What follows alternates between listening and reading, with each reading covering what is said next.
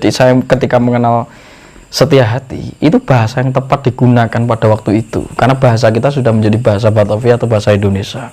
Yang awalnya adalah sejatining hurip. Nah, akhirnya kita juga mengalami namanya evolusi bahasa.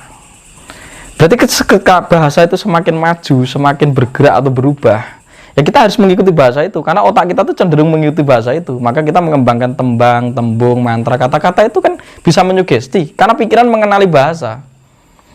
Maka dari sejatining hurip, biar menjangkau skala yang lebih luas, karena pada waktu itu bangsa kita sudah menggunakan bahasa Indonesia sebagai alat pemersatu, maka diganti setia hati. Jadi orang akhirnya ngerti apa maksudnya.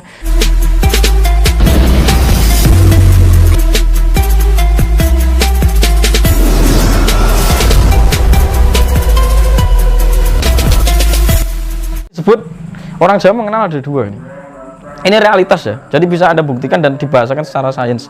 Zaman dulu dikode sebagai niskala atau skala ya, niskala, skala. Niskala sesuatu yang tidak bisa terindra. Dimulai dari apa? Sekarang kalau sains itu string, menemukan string, quark, elektron, proton, atom, gitu, molekul, DNA, sel. Ini tidak terlihat, tapi realitanya ada ketika ditunjukkan dengan penelitian sekarang. Yang disebut skala itu wujud. Itu dimulai dari jaringan, berarti jaringan ikat itu kelihatan, sudah ada tisu-tisu yang terlihat karena sel mulai membentuk dirinya. Baru organ, organisme, populasi, ekosistem, community, dan biosfer. Antara skala dan skala itu sudah ditemukan orang zaman dulu. Nah, hari ini gunakan seluruh tubuhmu Piranti ini untuk mengobservasi itu. Selama ini real dampaknya ke kamu dan kamu bisa mengalaminya secara langsung seperti udara, itu kebenaran. Maka disebut kasunyatan, clarity. Kita tidak butuh lagi iman, keyakinan yang bersifat sistem kepercayaan hari ini. Kita butuh clarity, kejelasan dari apa yang terjadi di sekeliling kita, termasuk tubuh kita. Terus kita akhirnya banyak mengkonsumsi budaya sufi, budaya metaforik, puisi. Itu kata-kata, Mas. Jadi hidup ini adalah ketidaknyataan. Hidup ini nyata. Tubuh ini nyata. Siklus alam walaupun berkembang itu adalah kenyataan yang ada. Jadi kembangkan pandangan kita, itu maksudnya kembangkan kesadaran. Makanya ngangsu kawero, akalmu itu biar runtut dan ngalami langsung.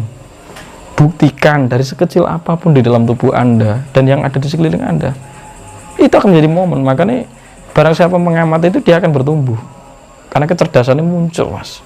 Nah, ora ono. Lah aku ya rasa jati sebenarnya. Betul, Mas? Ya itu juga saya.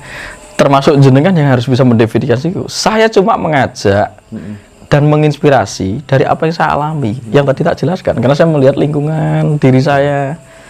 Dan ternyata orang merasakan bahwa itu kok cocok ya kalau aku, ya terserah kalau kamu cocok. Tapi saya tidak berani mendefinisikan dengan kata tercerahkan. Karena sekali saja saya mengidentifikasi dengan status, saya tidak bertumbuh dan berkembang, dan saya tidak merdeka, Mas. Mas Dudung tercerahkan, nanti saya akan mempertahankan status tercerahkan itu, dan itu malah petaka bagi saya, dan itu tidak membuat saya merdeka. Makanya kadang orang itu meletakkan kata tidak tahu untuk mengetahui yang lebih tahu, kan gitu. Orang meletakkan, jadi jangan berhenti terhadap identitas citra yang Anda bentuk sendiri, karena citra itulah kalaupun ada itu yang kalah oleh kebenaran. Kebenarannya apa? Kebenaran sesuatu akan berubah. Jadi kan aku harus mempertahankan status tercerahkan itu. Oh gitu ya. Selama itu akan terjadi, aku akan terlena. Karena aku sudah mengidentifikasi diriku dengan status, maka aku harus ikut kepada setiap permintaan pendefinisian orang atas diri saya. Jadi kalau Mas Tunjung ini seharusnya tercerahkan, jangan begini. Segera orang akan menyerang saya dengan idealitasnya sendiri. Itu akan membuat saya tidak merdeka, Mas.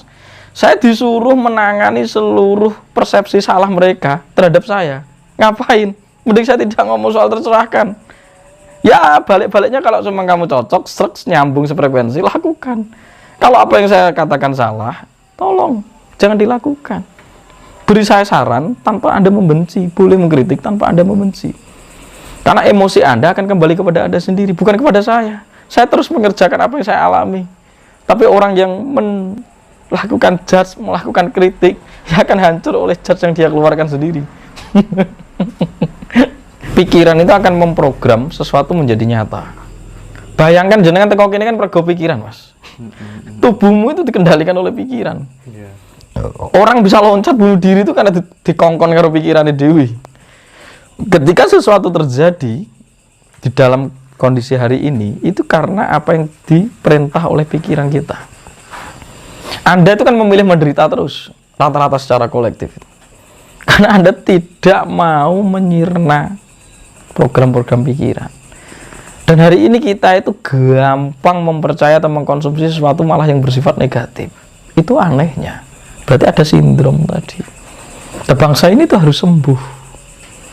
Bangsa ini tuh harus sembuh. Cara menyembuhkannya adalah merubah mindset. Basic spiritual itu adalah merubah mindset. Ketika mindset tidak berubah, orang ceritanya wong tercerahkan. Wong tercerahkan itu pengetahuan. Pengetahuan digunakan untuk mengeksplor dirinya. Atau ketika sudah mengalami sesuatu, dia tetap butuh pengetahuan untuk menjelaskan apa yang dia alami. Jadi orang ceritanya, wah iki isone maca buku, aslinya gak ngelakoni, itu budaya. Jadi ada kata nuwun sewu yang hari ini dikembangkan di dalam kondisi masyarakat kita tuh, wong ilmu Jawa itu kitabnya tanpa tulis, itu terlalu kecepetan, Mas. Agar orang itu tidak mau telaten membaca, komitmen membaca serat-serat yang ada, rontal yang ada, aksara yang ada, prasasti yang ada. Bagaimana mau ngomong kebangkitan Nusantara kalau gagasannya saja tidak komplit? Ya otomatis sejarah kita akan dihegemoni oleh orang yang mau belajar sejarahnya. Terus kedua, agama nuwun sewu bisa ngomong bahwa ya udah wallahu alam, terlalu kecepatan. Satu ngomong udahlah, itu setelah Tuhan mau jadi apa gitu. Jadi hidup kita tuh secara kecelakaan terus setiap hari itu. Padahal Tuhan itu memberi sesuatu kepada kita itu secara komplit. Tuhan mau mengerjakan itu. Mau nenek Tuhan nenek loh. Mau ada ya idealnya begitu. Gunakan tubuh Anda yang sudah komplit ini untuk mengeksplorasi diri Anda, untuk meningkatkan kemampuan dari level sebelumnya menjadi level berikutnya yang lebih lagi. Makanya hidup itu perjalanan. Menjadi manusia itu jembatan terakhir menuju kemungkinan yang tanpa batas. Makanya alat yang paling efisien salah satunya pada waktu itu mitos. Karena emosi, belief manusia yang dikembangkan dengan memainkan emosi dan mengkacau pola pikir, itu sangat mudah untuk mengontrol manusia. Bayangkan orang yang didoktrin secara masif itu dan secara konsisten, tinggal klik di remote. Hari ini isu di media gegeran kono gini. Loh, Anda lebih mempercayai sesuatu yang dikatakan media daripada yang Anda buktikan sendiri di desa-desa. Saya kemana-mana diomongin neng kono enek HTI neng orang enek apa-apa, Mas. Saya terjun langsung di lapangan, mereka sahabat saya semua. Karena ini situasi media dan politik. Orang lebih suka sesuatu yang tidak nyata berdasarkan keyakinan yang dikembangkan dan dibesar-besarkan. Ya, itu termasuk mitos. Hari ini kita harus menjadi solusi yang sehat atas mental kolektif. Itu penting.